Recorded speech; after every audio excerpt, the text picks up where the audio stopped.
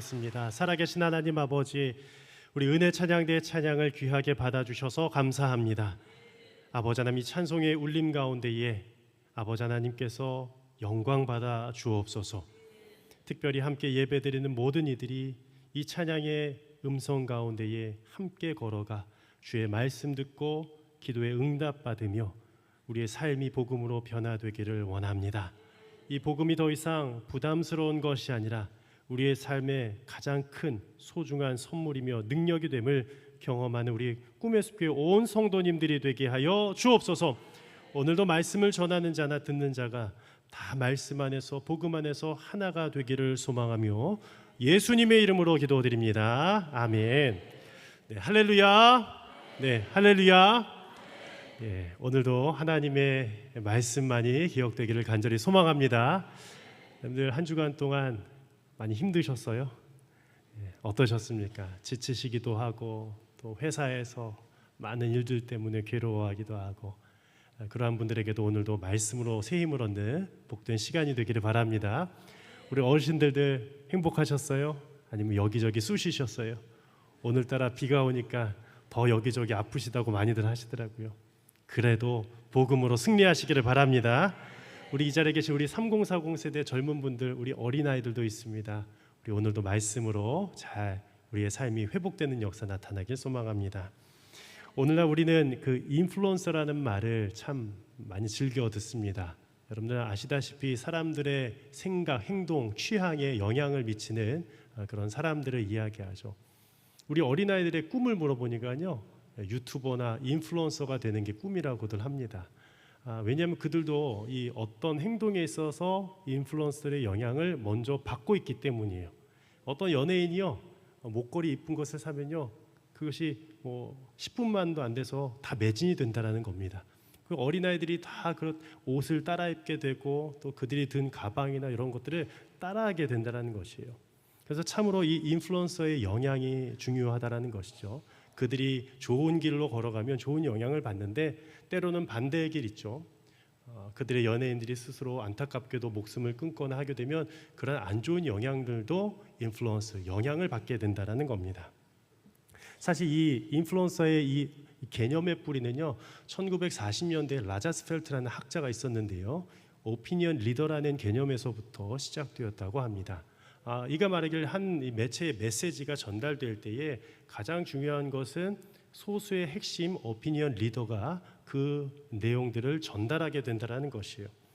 그래서 이후에 이 말콤 글래드웰이라는 이 또 저널리스트가 있는데요, 그가 쓴 제 유명한 책 티핑 포인트라는 책에서도 이 오피니언 리더 그리고 인플루언서에 대해서 이 세 가지로 분류해서 기록한 바가 있습니다. 먼저 연결자라는 거예요. 네트워킹을 하는 겁니다. 사람과 사람 사이에 잘 연결해서 친밀함 가운데에 서로 소통하는 사람을 연결자라고 합니다. 두 번째는 메이븐스라고 해서 정보통이라고 합니다. 이야기를 나누다 보면요, 정말 많이 아는 사람들이 있어요. 지식의 이 대가들이 있습니다. 이 정보 저 정보. 저도 그런 사람들 만날 때마다 놀라워. 와, 언제 이렇게 많은 정보들을 다 알고 있을까. 지식 탐구하는 데 있어서 아주 탁월한 능력을 가진 사람들이죠. 근데 세 번째는 영향력 있는 사람들입니다. 세일즈맨이라고 하는데 인플루언서라고 말하고 싶어요. 설득력과 영향력으로 사람들의 행동을 변화시키는 사람이 있다는 거예요. 이 세 부류로 이렇게 분류를 했다는 겁니다. 그래서 저희가 이 책이 벌써 25년이나 되었는데 벌써 20년 전부터 수많은 대기업과 또 사회단체에서 이 말콤 글래드웰의 이런 영향력, 인플루언서 영향력에 대해서 강조하고 이야기해 왔죠. 저는 오늘 이 성경 말씀 가운데서 이러한 삶을 산 두 사람을 소개해드리고 싶습니다. 바로 바나바와 바울이었습니다. 먼저 이 바나바의 모습을 보면 아까 이 말콤 글래드웰의 책에서 이야기한 것처럼 연결자, 커넥터로서의 연결, 그 능력이 탁월했던 사람이었습니다. 세 가족이 오면요, 우리도 바나바 학교 하잖아요. 그렇죠? 예전에 했었죠. 아주 친밀하게 다가가서 그들을 잘 이곳에 적응할 수 있도록, 교회나 어떤 단체에 적응할 수 있도록 그런 은사를 가진 자가 바로 바나바였다라는 것이죠. 그리고 이 사도 바울은 어떤 은사가 있었느냐? 정보통이었습니다. 메이븐스였어요. 즉 이 율법에 있어서만큼은 그보다 탁월한 사람이었었습니다. 너무나도 잘 알고 있어서 율법을 다 꿰뚫고 있었던 사람이 바로 사도 바울이었다라는 것이에요. 그래서 이 두 사람이 함께 만나서 어떤 일을 해냈느냐, 1차, 2차 전도 여행을 하면서 하나님께서 그들을 인플루언서, 복음의 인플루언서로 영향력 있는 사람으로 세우셨다는 것이었어요. 그래서 오늘 이 말씀을 들어가면서 이렇게 한 문장으로 표현해 보았습니다. 바울과 바나바는 복음을 전파하는 복음 인플루언서로서 한 지역에서의 반대와 핍박 속에서도 멈추지 않고 복음의 물결을 다른 지역으로 이어간 사람들이었다는 것이었어요. 여러분들 이 부분에 있어서 동의하세요? 물론 이 인플루언서라는 말이 좀 이질감 있게 느껴지고 좋아하지 않는 사람도 분명히 있을 겁니다. 하지만 이 성경을 한번 이 시대와 한번 접목해서 해석할 때에 요즘의 아이들이나 그리고 다음 세대들, 그들이 쫓아가는 그 인플루언서 가운데에 진정한 인플루언서가 어떤 인플루언서인지를 나누고자 제가 이 단어를 차용하여 사용했습니다. 그래서 한번 두 가지 질문을 다시 한번 던져드리겠습니다. 우리가 말씀 듣기 전에 이 질문을 던져보고 싶은데요. 첫 번째, 나는 과연 복음을 알고 믿고 경험하였습니까? 라는 것이에요. 여러분들, 나는 과연 복음을 알고 믿고 있으세요? 우리 지난주에 말씀 들으셨죠? 아주 간단했어요. 예수 그리스도께서 이 땅에 오셔서 나의 죄와 죽음의 문제를 다 십자가에서 해결해 주셔서, 그리고 죽으시고 부활하신 분이 바로 나의 구원자 예수님이라는 사실, 이것이 바로 복음의 핵심이에요. 그것을 알고 있으시죠? 그런데 그것을 믿고 계십니까? 예, 그냥 알고 있는 것과 믿고 있는 것은 달라요. 알지만 믿지 않는 사람들도 많습니다. 그런데 그것을 믿는 거예요. 그것을 경험하는 거예요. 이 세 가지가 너무 중요하다. 알고 믿고 경험하는 삶, 바로 여러분들의 삶이 되시기를 축복합니다. 두 번째 질문은 이거예요. 두 번째 질문을 함께 읽어보았으면 좋겠습니다. 시작. 나는 나의 가족, 친구, 동료, 지역 사회 속에서 복음의 물결을 만드는 복음 인플루언서가 되고 있습니까? 그러니까 이 복음을 알고 믿고 경험하면요, 나눌 수밖에 없는 거예요. 저도 이 강단에서 복음을 나누는 게 너무나도 기쁩니다. 그런데 우리가 삶 속에서도 나눔이 필요하다는 거예요. 우리가 한 주간에 매일같이 나누시는 분들도 계시겠지만 한 주간에 한 명이라도, 아니면 한 달에 한 명이라도, 1년에 한 영혼을 위해서라도 그 복음을 전하기 위해서 내가 진정 이 복음을 체험하기를 원하는가, 복음 인플루언서가 되기를 원하는가, 저는 여러분들이 이러한 질문 앞에 서서 영적인 도전을 가졌으면 좋겠습니다. 오늘 본문을 보면 이 바울과 바나바는 1차 전도 여행 가운데 있었습니다. 1차, 2차, 3차로 이렇게 나뉘어져서 이렇게 우리가 설명을 하는데요. 첫 번째, 이 복음이 전파되었을 때에 그들은 자의대로 나아간 것이 아니라 하나님의 부르심에 따라 나아갔어요. 그것을 사도행전 13장 2절에 기록하고 있는데요. 한번 우리 성도님들이 한번 읽어주실까요? 시작. 주를 섬겨 금식할 때에 성령이 이르시되 내가 불러 시키는 일을 위하여 바나바와 사울을 따로 세우라 하시니 이에 금식하며 기도하고 두 사람에게 안수하여 보내니라. 오늘 2절 말씀에 보면 이렇게 기록되어 있어요. 주를 섬겨 뭐 할 때예요? 금식할 때였습니다. 여러분들, 금식은요 여러 순간에서 할 수 있어요. 우리가 위기의 상황, 아이가 아프거나 가족이 중대한 질병 가운데 있을 때 가족이 금식할 수 있는데요, 이 당시 안디옥 교회는요 더 특별한 일이 있었기 때문에 금식했습니다. 그것은 바로 하나님의 그 명령, 바로 선교사를 파송하기에 앞서서 금식하고 기도했다라는 것이에요. 그래서 오늘 2절 하반절에 내가 불러 시키는 일을 위하여 바나바와 바울을 따로 세우라 하셨어요. 근데 이 말씀을 오해하시면 안 됩니다. 바나바와 바울을 따로 세우라는 게 아니라 바나바와 바울을 이 공동체부터 따로 세워서 선교사로서 파송하고자 하는 말씀이에요. 그래서 이렇게 기록돼서 이에 금식하고 기도하며 두 사람에게 무엇하여 보냈다라고요? 안수하여 보냈습니다. 선교사를 파송할 때나 그리고 목회자를 파송할 때나 안수하여 파송하게 됩니다. 그런데 이 중심 가운데 우리가 다시 한번 잊지 말아야 될 것, 무엇이 있었다라는 것이요? 기도가 있었다라는 것이었어요. 금식하며 기도할 때에 그들에게 있어서 하나님이 비전을 주셨어요. 선교사가 필요하구나. 여전히 그 복음은 유대 땅 가운데 있었습니다. 그런데 그것을 이방인 땅 가운데로 전하라고 하나님이 이 안디옥 교회 가운데 사명을 주셨어요. 여러분들, 바나바와 바울만 사명을 받은 게 아니었습니다. 온 성도가 함께 그 복음 가운데 반응을 했다라는 것이요, 이것이 핵심입니다. 여러분들, 목회자만 반응해서도 안 되고요, 장로님들만 반응해서도 안 됩니다. 권사님들만, 아니 안수집사님들만 모두가 다 반응할 때에 그 복음의 열매가 시작된다는 것을 꼭 기억하시기를 바랍니다. 그래서 그 1차 전도의 그 부르심을 따라서 한 곳 한 곳 이동을 하게 되는데요. 우리 한번 지도를 한번 보여주시면 잘 안 보이시겠지만 우리 오른편 중변 예, 감사합니다. 크게 확대해 주셨어요. 안디옥이라는 곳 보이시죠? 안디옥. 예, 오른쪽 중반부에 있습니다. 오른쪽 끝에. 거기가 바로 지금 현재 시리아 땅에 있는 안디옥입니다. 거기서부터 이제 안디옥 교회가 있어서 이제 파송을 하게 된 거예요. 근데 첫 번째 간 곳이 바로 이 바나바의 고향이었던 구브로 섬으로 가게 됩니다. 여러분들 바나바의 고향이 구브로였어요. 여기서도 혹시 제주도 섬이 고향인 분들 계세요? 예, 울릉도가 고향인 분들 계시죠? 예, 섬으로 간 거예요. 왜냐하면 바로 그곳에서 이 바나바 자신의 이 가족들과 친족들을 전도하기 위해서 나간 것이었어요. 바로 커넥터로서의 역할을 가족과 친지들에게 먼저 시행했다라는 겁니다. 보시면 살라미가 바로 고향이었습니다. 그리고 어디로 가게 됩니까?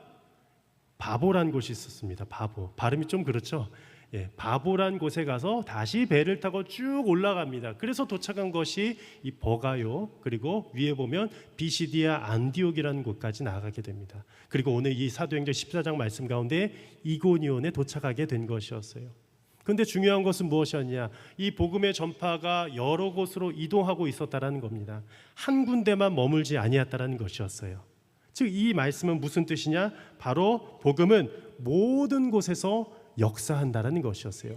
그것이 첫 번째 오늘 주제입니다. 복음은 모든 곳에서 역사한다라는 겁니다. 그런데 이렇게 되기까지 복음의 수많은 역사들이 이 지역 곳곳에서 나타나기 시작했는데 먼저 우리가 아까 말씀드렸던 비시디아 안디옥이라는 곳에 가게 되었어요. 바로 직전이었습니다. 이고니온의 직전이었어요. 그때는요 안식일의 회당에서 복음이 막 전파되고 있었습니다. 그런데 놀랍게도 유대인들이요 다시금 오라는 거예요. 사도 바울이요 다음 주 안식일에도 와서 우리에게 말씀을 전해 주십시오. 그래서 그 다음 주 안식일에 가서 회당에서 선포를 하기 시작했는데 온 성의 수많은 사람들이 거의 다 하나님의 말씀을 듣고자 왔다라는 거예요. 한번 지금으로 따져보면요 우리 장위동에 있는 한 2만 명 3만 명 될까요? 다 왔다라는 거예요. 그러면 얼마나 좋겠습니까? 근데 안 와요. 그게 문제입니다. 왜 안 올까요? 복음의 능력을 받은 자들이 와야 되는 거예요. 그 책임이 저에게도 있을 수 있고 우리 모두에게도 있을 수 있다는 거예요.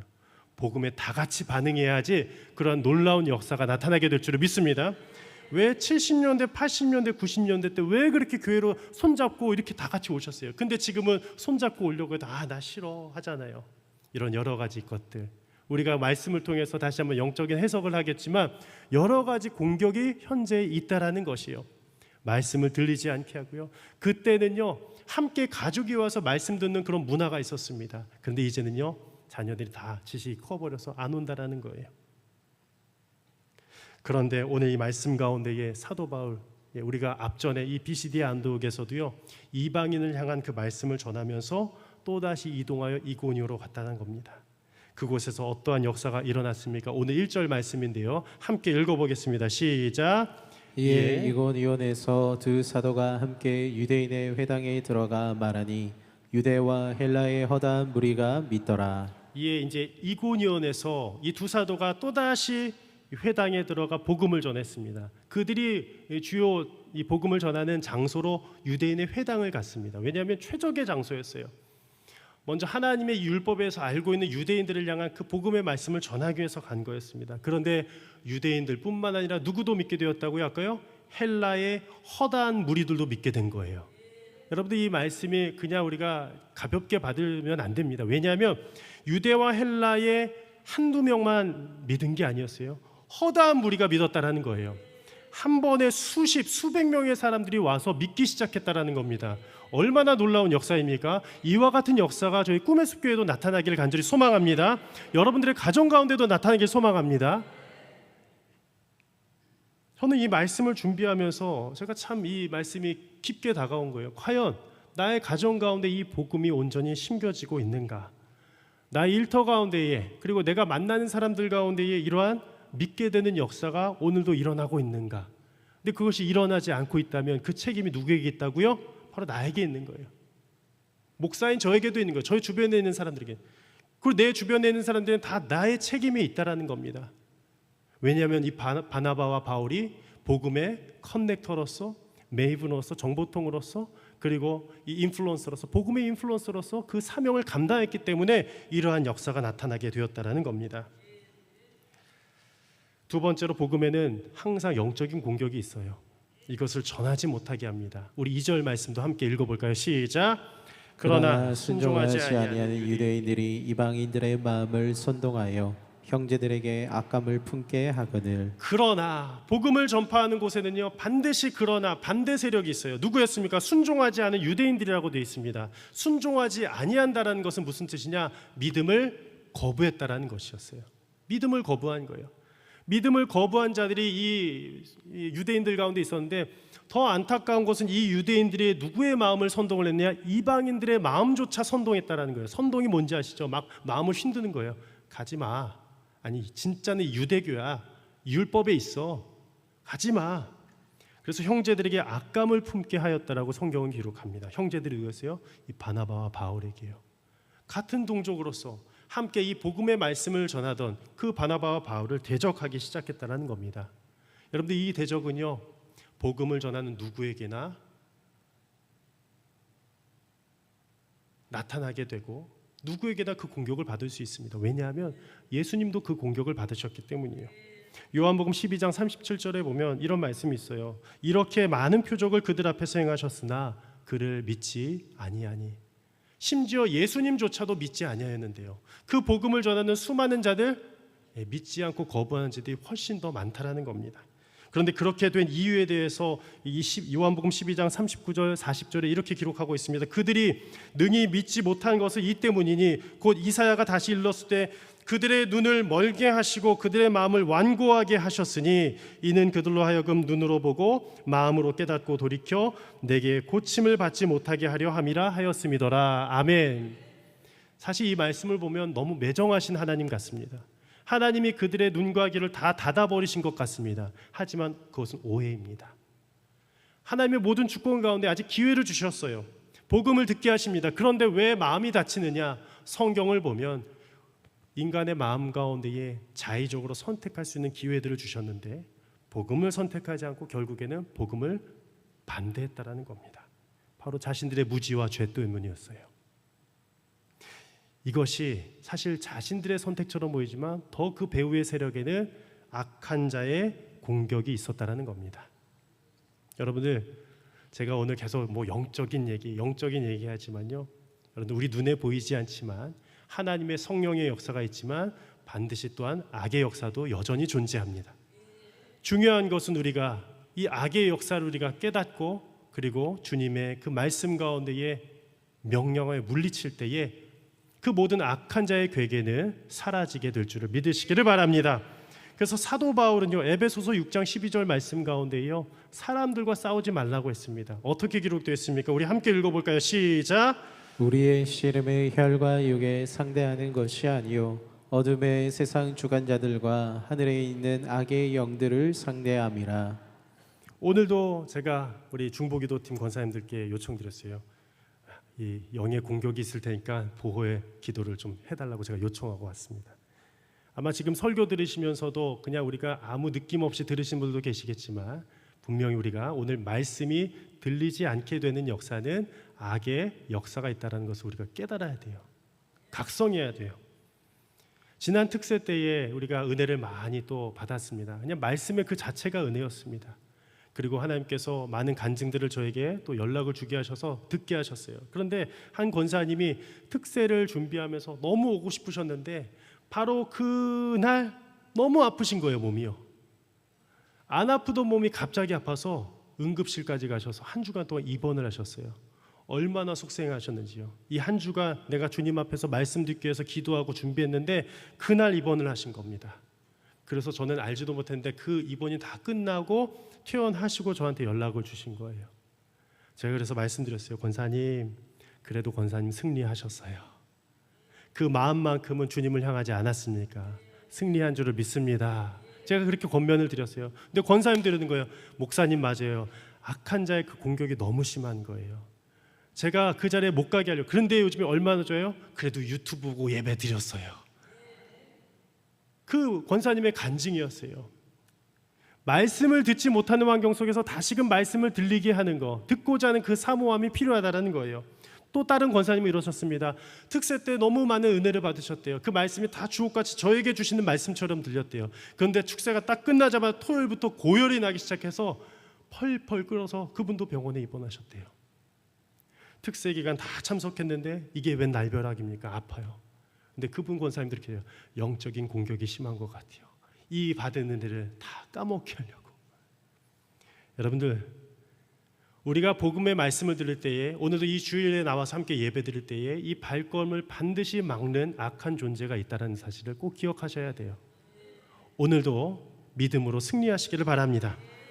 제가 한 책을 읽었는데요, 너무 감동을 받았습니다. 한 이 목사님의 간증집인데요, 주 목사님입니다. 성이 주씨세요. 총신대학교를 나오시고 그리고 미국에서 개척교회를 하시는 분이신데 1993년도에 전방에서 군대에서 이제 여럿이 군복무를 하고 계셨습니다. 근데 어느 날 누나로부터 정말 청천벽력과 같은 편지 한 통을 받게 됩니다. 즉 가정이 다 망해버린 거예요. 경제적으로도 또 여러 가지 관계도 다 깨어져 버려서 다 망하는 그런 가정이 되어버린 겁니다. 근데 더 안타까운 사실은 그의 어머니가 무당이 되셨다는 소식을 들은 거예요. 너무나도 안타까웠어요. 왜냐하면 이 목사님의 소원은 고등학교 때부터 목회자로 서원을 했기 때문에 이 가정 가운데 어머니가 무당이 되셨다는 것은 결코 받아들일 수가 없었습니다. 일병 휴가를 받아서 이제 집에 처음 갔는데 예전의 집이 아닌 겁니다. 집에 딱 가자마자 멀리서 깃발에 만자 있잖아요. 만자가 적혀져 있고 그 집 정면에 크게 이렇게 써져 있었다고 합니다. 용유보살, 보살집이 되어버린 거예요. 자기 집이 무당이는 보살집이 되니까 얼마나 더 마음이 아팠겠습니까? 그래서 평생 한 번도 어머니랑 싸워본 적도 없는데 이 엄마한테 가서 이렇게 얘기했대요. 엄마, 왜 무당이 되셨어요? 왜 무당이 되셨어요? 무당만큼은 아니잖아요. 근데 엄마가 더 화를 내면서 얘기하는 거예요. 야, 네가 무당이 되고 싶어서 내가 된 거 같냐? 넌 내 속도 모르면서 신의 풍파로 집안에 우환이 끊이지 않아서 다 망해버리고 나도 무병을 앓게 돼서 죽게 생겼는데 신의 이 선택을 거스를 수 있겠느냐 하면서 막 저주하기 시작한 거예요. 이 목사님은 너무나도 마음이 더 아팠습니다. 어머니 어떻게 고치지? 그동안 읽어왔던 말씀이 하나도 들어오지 않는 거예요. 예배도 드릴 수 없는 거예요. 기도도 나오지 않았다고 합니다. 군대에서 2번째 휴가를 나왔습니다. 근데 그때에도 어머니는 여전히 굿하시느라 너무 바쁘신 거예요. 이 책에서 이 목사님이 얘기해요. 여러분들 신내림 받으면 3년 동안이 가장 영험하다고 합니다. 신내림 받으면요 3년 동안이요. 그래서 이분들도요 3년 동안 산기도를 다니신대요. 평생을 다니시면서 산기도 다니고 바닷기도 다니고 한대요. 제가 이 책을 읽으면서 그래서 깨달은 게 우리의 산기도는 언제 멈춰버렸나라는 거예요. 70년대 80년대 멈춰버릴 수도 있었습니다. 그런데 그 산기도가 얼마나 우리의 그 심령을 깨웠는지 다시 한번 저는 깨닫게 되었어요. 근데 이렇게 우리 무당들도 이렇게 산기도를 가는 거예요. 근데 그거 보면서 이 목사님은 더 가슴이 아팠어요.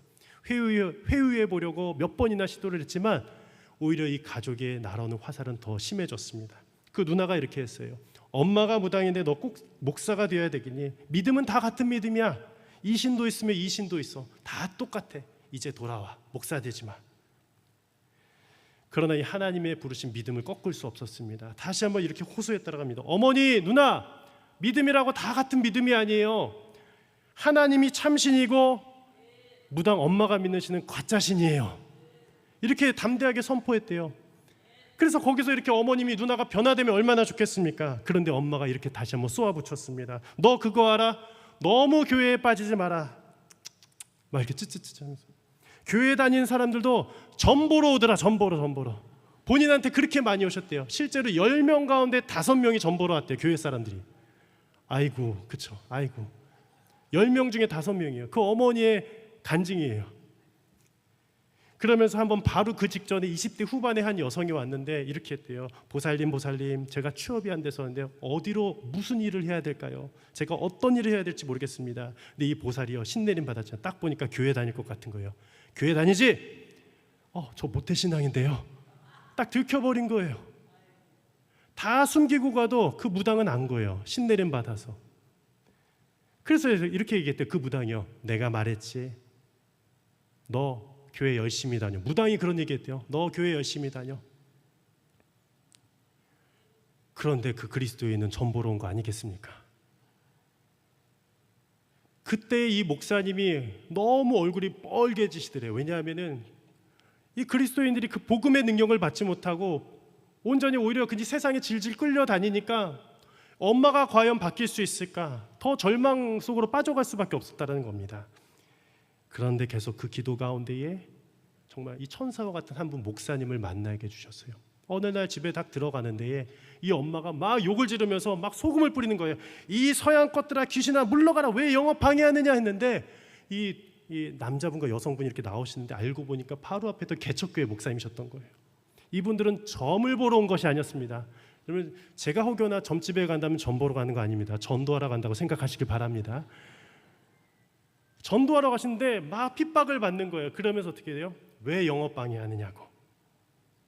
그러면서 막 화를 내면서 그 무당이요, 오늘은 영업 망쳤어 하고요, 소주를 2병을 까 드시고 옆집에 계셨던 우리 할머니가 계셨어요. 친할머니는 아니고 그냥 의지했던 할머니 집에 가서 막 술을 마시는 거예요. 밤새도록 자정이 되기까지 술을 마셨다고 합니다. 그러면서 집에서 꼼짝달싹 안 하고 안 나오는 겁니다. 근데 그 다음 날 이 목사님이요, 다시 한번 이 목사님께, K 목사님께 내일 한 번 더 와주십시오. 한 번 더 와주십시오. 복음 전해주십시오. 해서 다음날 오셨는데 그때에 이 목사님 4분과 더불어서 다른 목사님이 한 명 더 추가돼서 지원군이 와서 함께 집으로 찾아온 것 아니겠습니까? 그때 이 자리에, 한 자리에 다 같이 앉게 되었어요. 이웃집 할머니도 앉아 계시고 목사님들도 앉아 계시고 누구요? 무당도 앉아 있고 무당 남편도 앉아 있는 것 아니겠습니까? 근데 이 할머니가 이 목사님들 만나기 전에 계속 이렇게 찔렀대요. 이제 아들 말 들어. 그리고 남편 하라고 한 대로 그대로 따라해. 보니까 이 무당 어머니가요, 그래도 남편이 하는 대로는 계속 순종해서 따랐나 봐요. 그러면서 복음을 전하려고 하는데 이 할머니가 뜻밖의 간증을 하시는 거예요. 이 옆집 할머니가요, 나도 사실 내림구수 몇 번 받았어.